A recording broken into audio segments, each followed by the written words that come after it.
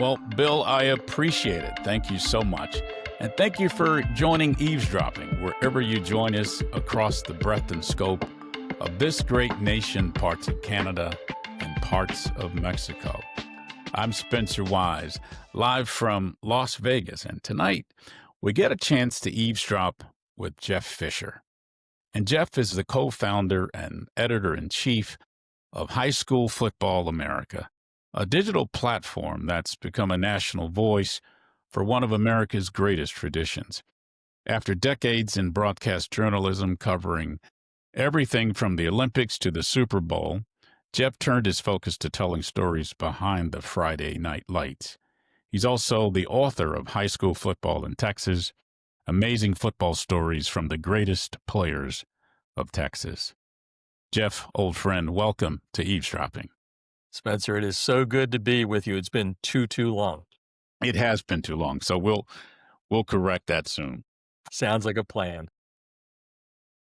High school football in Texas. I know that's what the book was focused on. Do you really think Texas is the best high school football in the country?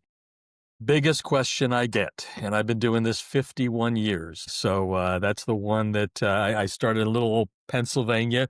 It grew a little bit bigger, and now we're countrywide. But everybody wants to know, are we the best? And here's what I say. Here's the answer. Texas still has the true Friday night lights, where the city, the town, the village shuts down and everybody goes to where the lights are and where Friday night football is being played. So I would say, from a standpoint of pure just what you see on TV and the movies of Friday night lights and that, Texas has that. Now, when it comes to the other states, they have it, maybe not as much as that, but the athletes in some of these areas, like in Los Angeles where we were, or in Georgia where we are now, there's a lot of great athletes all over the country. But if you really want the true flavor of whether it's a small town or a big town, both turn out the same in Texas. So it is definitely the land of Friday night lights. They created it, so we got to give them number one, I guess. You didn't mention Florida. No, I didn't. South Florida is as good as it gets. And no matter when I give the answer, I get people saying, well, what about West Virginia? What about Ohio? They're all really great. We love what we do. We have been telling the story of America through the lens of high school football now for, as I said, 51 years. We started High School Football America, my wife and I, Trish Hoffman, 21 years ago. And I don't work a day in my life. I get to do what I believe may be the truly last bastion of amateur sports in America. NIL's trying to mess that up, but it's pretty close. Well, speaking of that, you say it's the last amateur bastion of sports, but it's big business, right? It's huge. I mean, I remember 15 years ago, we have good friends at CNBC, and I was asked to come on to talk about the big business of high school football on the opening weekend of the season. And what we were talking about then was the first Taj Mahal ever built in Texas, Allen, Texas, north of Dallas, for $60 million. We now have probably, last count, I lost count, we're up around 30, 35 around the country. And outside of where we are in Atlanta, Georgia now, Buford just built a Taj Mahal for $60-some million. It's insane the amount of money that goes into it. But again, it's a gathering place for the community, right? I mean, the high school football in many, many places in America still is the fabric of the community. You can get a real feel when you go out to the game on a Friday night, because you're going to get everything from the moms and the dads and working different jobs in the community, to the police officers, to the, aunts and uncles and the people that come back to watch their team. They've moved out of town. It's a neat way to see a cross section of America on a Friday night. Yeah. But Jeff, I'm out here in Las Vegas, and Bishop Gorman is the powerhouse here in Las Vegas, and some would say the powerhouse in the West, although there's a lot of competition. What is in it for the high school? What is in it for the high school to be a powerhouse, to spend so much money on stadiums and equipment and training facilities? Yeah, that's a good question. Bishop Gorman is number 6, by the way, in the High School Football America 300. We have national rankings powered by the NFL. NFL's play football. And you'll find in our rankings a lot that at the top, You've got, generally speaking, private schools, as Bishop Gorman is, as a Mater Dei is in Southern California, or as St. John Bosco, St. Thomas Aquinas in Florida, for example. So what they get out of that is, it's not a public school. They've got to get, students to come in and pay the load to make sure the school stays open. So definitely by having a high quality high school football program or basketball program, or really just the athletic program in general, you're going to be able to attract, kids from either the neighborhood or around the country. At this point, kids are crossing the country to go and play at those. So, it's definitely giving you some name recognition that doesn't just come from the academic side. I'm all about the student athlete, student first, athlete second. But ultimately, how do you do that? How do you build a brand? How do we build high school football America? You got to kind of do some things that put you out there. The NFL helps us, puts us up on a little bit of a platform. A good high school football program will put Bishop Gorman and Mater Dei and the et al. On the map. How much can a high school coach make at one of these schools? Well, back in the day when it was only a 4-month a year job, they were making stipends. That's still called a stipend in many states, like my home state of Pennsylvania, where you get, $5, $6, $7,000 a year. You break that out because it's now a 12-month a year gig. You're making pennies on the dollar. However, for the bigger programs in the Texases and the Georgias, Alabama right now, for example, is one of the ones that shocks a lot of people. Alabama, I think they're up to about 25 coaches that are making six figures. And there are, and you mentioned Florida earlier. Florida has a huge problem right now where they're losing all their quality coaches because they're using an antiquated pay system, if you will. And they are only making those small stipends. So a lot of the great Florida coaches have come to Georgia, to Alabama, and all that. And they're working on trying to fix that. There's some legislation that's being worked on right now in the state legislature in Tallahassee to try and keep these quality coaches there. But I would say the top dog around the country is probably about $175,000 a year.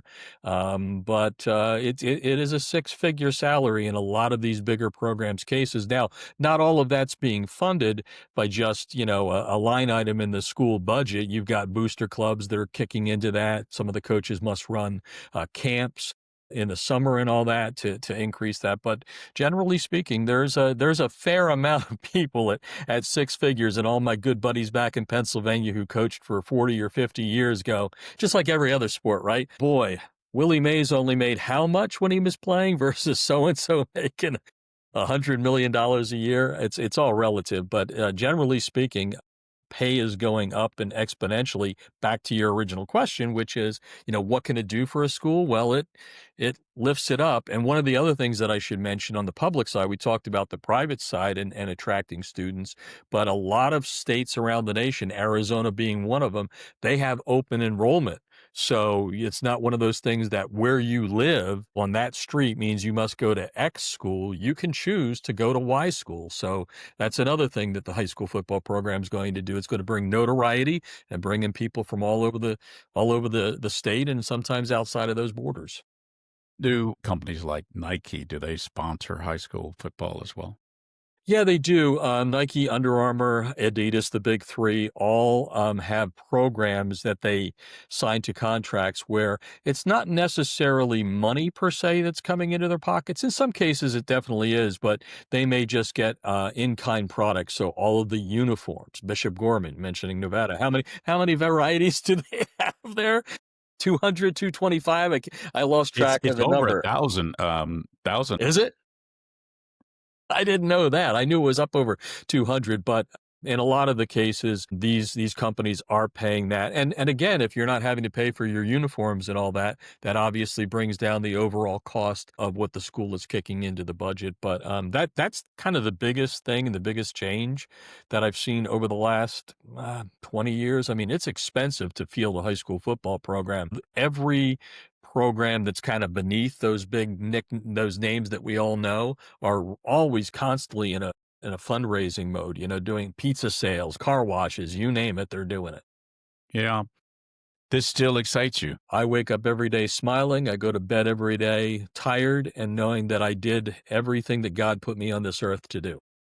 So how do you keep up with it all? I mean, there thousands of high schools. Second biggest question that I get. I can say I'm a geek. I could say God bless me with the talent to read a lot and absorb a lot and retain a lot. So that's what it really is more than anything. But after 50 years, I've got a nice Rolodex. I have the ability to pick up the phone and talk to people around the country. People respect how Trish and I have built this company. We truly believe in the old style way of storytelling, which I know will put a smile on your face. It's not, about the latest, crazy take or who's going where, doing what, and all that. We truly believe that you can tell stories and you can tell them long form. People can actually absorb more than 15 or 20 seconds at a time, believe it or not. And that's kind of worked for us and I just enjoy the heck out of doing what I do. Like I said, I people say I'm being flippant when I say that, but I knew at 8 years old what I wanted to do. God blessed me with the talent to do it. And you put a lot of hard work into it, right? But I saw the path and have followed it, and it's never ever let me down. I mean, people think it's awesome that we're with the NFL now, and what I mean by that is they pay for our original content and Yeah, that, I but was they going to didn't ask see you the about that. the 49 years of ugly making sausage. Nobody cares about that. But those are the things that actually I would rather think about because it's made me who I am and what we are today. Why would the NFL pay you for content, though? How does that work? What's in it for them? Yeah, well, um, at one point, and they still have it to an extent, especially during the movie Concussion, right, when that came out. They were getting a lot of heat about not taking care of the players, and it was an Right. unsafe sport, and the sport was going like this. I never believed that because, again, I've been around long enough, old enough to know that the sport is a whole lot safer. I just told this story the other day for the first time in forever that I started in 1968 playing junior pee wee football in Wilson, Pennsylvania. We got hand-me-downs. So the junior pee wees was 8 and 9, the pee wee was 10 and 11 and 12 and 13, and we got the hand-me-downs, right? And in 1968, now I had a face mask, but I'm telling you, I had a leather helmet. I did. I'm that old. But my point is the game has never been safer. It's always moving forward. And back to your original question. So the NFL has gone a long way to go from what it was doing to just kind of talk about concussions and how safe the sport was. They started reaching down into the roots of the sport, specifically youth and high school football. They decided that they wanted to do things from, naming coaches coach of the week to holding clinics to doing education in schools, and they were kind of following us from afar. And during COVID, I mean, COVID was obviously bad, but I thought COVID was good because the NFL direct messaged me on then Twitter, not X, and said, "Hey, we kind of like the way you handle your business. We love how you have a Rolodex of coaches. You treat the coaching profession, you revere it, which I do. And we would be interested in talking to you about how we can get some content from you that would promote on our Play Football website, cross promote everything, and make the sport stronger." That was 6 years ago. We've built it bigger and better. And the first thing we did, and this will make sense to you, and this goes to the really first part of the question, which is there are 1,200 coaches now at the high school ranks who played on Sunday. So the idea was to take these guys that played on Sunday, and why are they going, they made millions of dollars. Why are they going back to the roots of the game? Well, because they love it and they want to make it better. They want to give back. They want to make it a better sport, make it safer, teach better tackling techniques, all of that sort of stuff. So that's kind of how it blends all together. But it really goes back to that word I used earlier. They like our storytelling. Yeah. How do you spend your Fridays? I mean, football games start early. Are you based on the West Coast now? No, we're based in Atlanta now, but I talk about it to Trish all the time. I really enjoyed being on the West Coast for many reasons, not the least of which was we were on the beach in Laguna Beach, right, looking at the ocean while I was working. But ultimately, the games are ending out there at midnight, let's just say 11 to midnight, whereas now I'm up 2 to 3 in the morning and kind of a little bleary-eyed on Saturdays to watch college football. Right. But, we've got different, we've got live scoreboards. We have a partner that crowdsources them. We've got people around the country feeding us with a lot of stuff. So it's sure a whole lot easier than it was when we started 21 years ago. Practice makes perfect, or errors teach you how to be a little bit better. Yeah, but I guess so you start what? And now that you're doing it on the East Coast, you start in, I guess, 6 or 7, and you're up Yeah. until 2 or 3? Yeah, but I'm working 18 hours a day during the season. You know, I started this morning at 6:15, yesterday at 5:30, so it's kind of a buildup. But to hit the true sweet spot, which is a Friday night, yeah, we start really smacking the social media and all that around 6 o'clock or so, Yeah. because I would say a majority of the games, whether no matter the time zone, are 7:30 starts. So do you have to get subscriptions to streaming services so you can see the games live or get reports from the games so that you can report on it? Yeah, I do. I pay for them. You know, you gotta support the cottage industry that is high school football America. There's a lot of great sources out of there. There's a lot of them are free too. You can search for it. I will say two things. A, be very, very careful about social media putting out links to games that allow you to get to them. Most of those are scams, and people end up losing their some money on credit cards and all that. So there's some good sources out there, like a Flow Football or an NFHS network. But what I like to brag about is part two of the one two things is High School Football America is free, completely free. We have no paywalls, we have no signups, none of that stuff. It's a business model for some. That's great. We've just been blessed to be able to offer our content every day. Free all day, every day since 2004, and that's very, very important to me because with a million players playing high school football, and then put in the multiplier of moms, dads, grandparents, aunts, uncles, brothers, sisters, you have all walks of life. So not everybody can afford to pay X number of dollars or cents a month and all that. So we like to think that high school football America, land of the free content, and we're brave to do that. Did you get that I there, could little can I Star can Spangled I Banner? can I log on there and see a game then?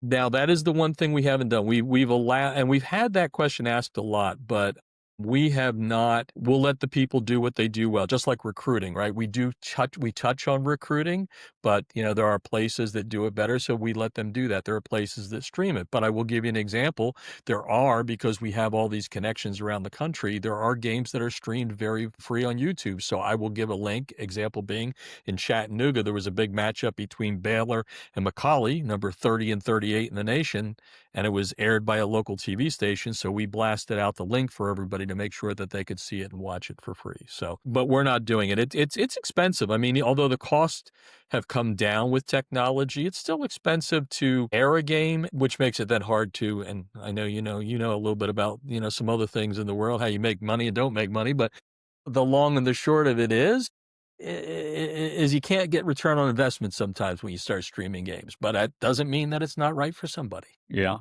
So what would I go to High School Football America for? You know, for me, the storytelling goes first, but truly what people are going in for are generally two things. A, are rankings. Most places do an opinion poll for rankings. There's competitors out there. There's a Max Preps and there's some other USA Today and all that. That's an opinion poll. Generally speaking, an opinion poll is one person or maybe several that do it. 2012, we started our rankings. They started with an opinion, my opinion. Don't know why I thought I had a good opinion, but I figured, everybody else does, so I'm gonna try mine. But I said there had to be a better way of doing it, and the better way of doing it was create an algorithm. Now, I'm not a mathematician by trade, but I have a few tricks up my sleeve, and I was able to create an algorithm that now creates our rankings, and we do a top 300. It's called the High School Football America 300. So people love that. That creates chatter, creates, all kinds of, what's the word I'm looking for? People get a little agitated at where their team is ranked, and it creates good conversation and brings people back to the website. The other thing that people love, especially in season, and we do rankings nationally and on the statewide basis, so that's a big get. And the other thing is we have live scoreboards. So no matter where you are, whether it's Wyoming or Florida or all the 50 states, you can actually come to High School Football America on Friday night at any point in the night and check in on your favorite team. And the other question I get is how many high schools play high school football? It's about 15,000 in America. So on any given Friday night, there's between 6,500 and 7,500 games being played. There used to be, I guess, on There used to be, I guess you'd call them stringers or runners who would dial in scores and highlights from the road. Is that still a thing? It is. Why the reason I got a big old smile going is I guess we must be the same age because I don't know if that term still exists. They're just freelancers now. Stringer, I like though. That brought back some good memories. Thank you for that. It put a smile on my face. But yeah, I remember having to. But one of the first things I ever covered on air was when I was 15, and I went to a wrestling tournament in Pennsylvania, and I had to find a phone booth, and then you had to call collect, which I know nobody knows what that is. And then I used to stand there with my notes in the freezing cold and call in my voicer. It was called a voicer then. I don't know what they're called now, but anyway, I called in my voicer, and that would air. And then mom and dad would listen to it and they go, "Oh, hey, there, that's my son's voice," and all that. But we still have freelancers out there. We use some on some occasions. Generally speaking, we use a lot of interns out there, but ultimately we're looking at AI right now, but that doesn't really work in the sports world as far as I've been able to see. It's still they think of football with the U instead of the double O's. Yeah. Yeah. So you get the defense is spelled with an S and C instead of an S, but I'm not quite sure, but I would think somewhere along the line there is a freelancer that is smiling right now going, "I started my career as a stringer." So Jeff, how long is high school football season? How long is the season these days? 20 weeks. It all starts at the beginning. Well, the actual season starts in Hawaii, first Friday in August, and then it will always end with Texas a week before Christmas. So it's 20 weeks long, and most states play a 10-game regular season and a 3 to 4 round playoff. So the big states, the Texases, the Floridas, the Georgias, Californias are playing about 16 games, regular season and postseason if you win a state championship. Yeah. Will there ever be a national playoff for high school? That's goes back to your question of the big companies, right? I think if a Nike, Under Armour, or Adidas wants to stroke a check, I could see that happening at some point in time. It's really difficult. 16 games is a lot of games for a high school student to play, especially in a world where, high school athletics really kind of likes multisportism, right? If you're playing until a week before Christmas, you're cutting into the basketball season and all that. So if you were to play a national playoff, if you will, you'd probably have to have at least 4 teams involved. So now you're talking another 2 weeks. You're after Christmas. Be s- I would be surprised if that happened. However, hey, I've seen a lot in 51 years. Money talks. Yeah. Yeah. Yeah. We know. We know. So what do you do in the off season? No such thing as an off season with us. It's still we get to tell stories a little bit more. We can do on our podcast and various things, the written form, features that we miss maybe during the season or looking ahead to the upcoming season. But the biggest thing that's helping us out and making life a whole lot more 365 is flag football. Flag football is exploding across the country. It started exploding with girls' high school flag, but now it's dropping down at the youth level, boys and girls. It's going to be in the Olympics in 2028 for men and women. So that is what's going to happen there. So you're going to have tackle in the fall, and you're going to have the flag football, the rest of the year. Wow. Wow. So Well, we just launched another website called hsfaflag.com. well, that was my next question. What's Oh, next for you, and what's next for high school football America? yeah, that's it. I mean, it's to get bigger and better at what we do. We've kind of scaled where we are, but really where I hope to be is to start getting to the point where we can hire ourselves those 4 or 5 stringers that become full-time reporters that are really doing more of the feature stuff. I'll probably always stay with the nuts and bolts and then the podcast for my feature side. But we have to scale it to that point where we kind of truly are the go-to source, all year round for both sports. Like I said, there's a way to blend it all together because in Georgia, for example, the girls flag high school level is playing in the fall right up next side to the boys, and they even play their state championship games in the Georgia Dome there. Well, not Georgia Dome, that's the old name. It's the Mercedes-Benz Dome there. But we just want to get bigger and better at what we do, and have people know that when they come to us, they can enjoy the sport of high school football. A lot of people say, well, if you live in New Jersey, do you really care what's going on in Texas? Well, used to be you didn't, but with the rankings, it kind of brings the mesh together a little bit. And now you got people in Jersey saying, "Hey, well, Bergen Catholic is better than Allen." So you get that little argument back and forth. It creates good rivalry, and we don't have forums because that's all fraught. So we Yeah. want to try and keep it as above board as possible. If you want to do something on social media, well, you can do it, but say it in a polite way. If you don't, well, that's what the block button's That you for. don't want to be the Paul Feinbaum of high school football. I do not want to do that. I want to be the guy that just, this is Jeff, I understand. nice and steady. Well, in the time that we have left, so I have to put you on the spot a little bit now. So your top 5 teams right now in the rankings. Okay, and that's without even And looking at where does Duncanville come out, and where does Bishop Gorman, and where is Mater Dei? So at the top, it's St. John Bosco. They've won. They're in Southern California. Their arch rival is Mater Dei. So they have literally won 7 of the 8 last national championships. And right now, Bosco's number 1. Mater Dei is number 5 in the country. They So are you got- huge, by the way. These are NFL type players. It's insane. I mean, when you go to watch any of these teams I'm mentioning here, you're basically looking at a preview of what's going to go down on Saturdays in college football, and then, like you said, Sunday. So you've got Bosco number 1. You've got a public school, Grayson High School out of Georgia, a suburban Atlanta school, is number 2. IMG Academy, a boarding school, a private school. Everybody hears about them. They recruit from around the nation. They have had, I think, 25 NFL players come out of that program in the first 13 years of their existence. St. Francis Academy plays a national schedule. They actually got Out of kicked Florida? out of Maryland. They got Out of kicked Maryland. out of their league because they became too good. Biff Poggi, a private equity guy, ran a hedge fund, I should say, made them famous. He donated a lot of his money to them and then coached them. And they became a national powerhouse, and they now play a national schedule. So instead of playing just in Maryland, they're traveling the country. Mater Dei 5 now, drumroll please, Bishop Gorman from Nevada is number 6. They were number 2 up until they lost to Mater Dei, the Well, 5-time that was reigning bad national coaching. champ. That was a bad coaching mistake in that game. I was there.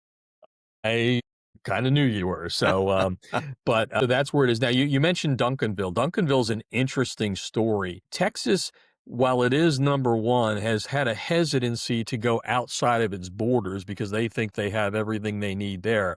The few times they've invited the big boys to town, they've taken it on the chin.